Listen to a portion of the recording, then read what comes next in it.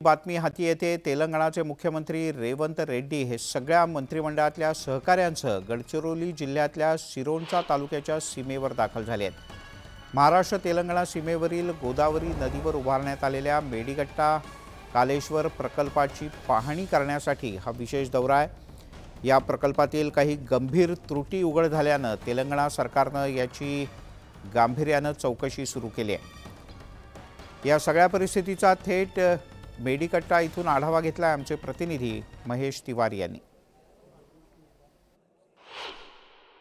महाराष्ट्र तेलंगणा सीमेवर गोदावरी नदीवर उभारण्यात आलेल्या मेडीगट्टा कालेश्वर प्रकल्पाच्या बांधकामामध्ये काही गंभीर खोलपणा उघड झालेला आहे।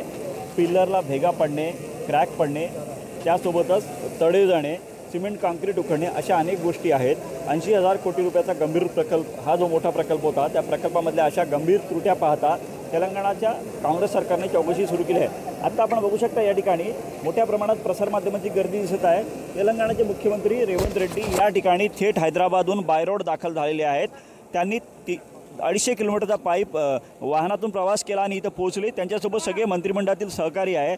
रेवंत रेड्डी यांनी या प्रकल्पातील ज्या ठिकाणी हे पिलर उखडलेलं आहे, तडे गेले आहेत, संपूर्ण परिसराची पाहणी केली। आत्ता ते त्याच ठिकाणी आहेत। रेवंत रेड्डी यांच्यासमवेत मंत्रिमंडळातील सगळे सहकारी आहेत।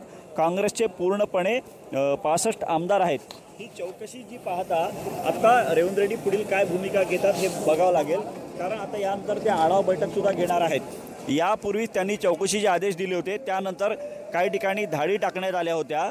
हा जो गंभीर प्रकार आहे, राष्ट्रीय प्रकल्प म्हणून ज्याचा गाजावाजा झाला होता, त्या प्रकल्पात अशा पद्धतीनं ज्या गोष्टी उघड झालेल्या आहेत ते पाहता प्रकल्पात मोठा गैरव्यवहार झाला आहे असा आरोप विधानसभा निवडणुकीत झाला होता। त्यामुळे रेवंत रेड्डी यांनी ही जी घेतलेली भूमिका आहे ही के चंद्रशेखर राव यांना अडचणीत आणणारी ठरण्याची शक्यता आहे भविष्यात।